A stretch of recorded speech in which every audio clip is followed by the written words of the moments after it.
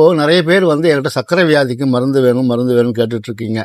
இப்போ நம்ம பார்த்தீங்கன்னா சர்க்கரை வியாதிக்கு ஒரு மருந்து தயார் பண்ணிக்கிறோம். 32 வகையான மூலிகைகளை கொண்டு ஒரு மருந்து தயார் பண்ணிகிட்ருக்கோம். 400, 500 இப்படி இருந்த சர்க்கரை வியாதி இன்சுலின் போட்டுட்டு இருக்கவங்க, டைப் 2 டைப்பில் மெடிசன் சாப்பிட்டுட்டு இருக்கவங்க, மருந்துகளை சாப்பிடும் பொழுது ஒரே மாதத்தில் பார்த்தீங்கன்னா 400 இருக்கிறவங்க நார்மல் ரேஞ்சுக்கு வந்துடுவாங்க.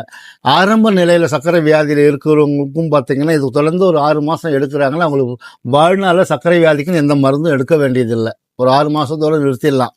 ஏன்னு கேட்டிங்கன்னா இப்போது ஆங்கில மருந்தில் பார்த்தீங்கன்னா அரிசி சாப்பிடக்கூடாதுன்னு சொல்லுவாங்க. நம்முடைய பாரம்பரியமான உணவு அரிசி தான். நம்முடைய மரபணுல ஊறி போனது அரிசி. நல்லதொரு மணிச்சம்பா நாடுகின்ற நீரழிவை நாளும் கொள்ளும் முசியாமலே பசியை வளர்க்கும் சொல்லியிருக்கார்கள் சித்தர் பெருமக்கள்.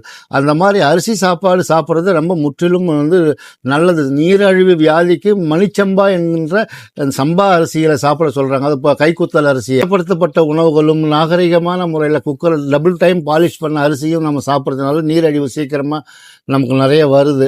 அதனால் அதெல்லாம் தவிர்த்துட்டு இயற்கையான அரிசிகளையும் பழங்களையும் காய்கறிகளும் சாப்பிட்றதோடு கூட இந்த மருந்துகளை சாப்பிடும் பொழுது குறைஞ்சது ஒரு 6 மாதத்தில் முற்றிலும் குணமாயிடலாம். சர்க்கரை வியாதிக்கு இயற்கையான சித்த மருத்துவத்திலேயே இயற்கையான மூலிகைகளை கொண்டு நிறைய மருந்துகள் இருக்குது.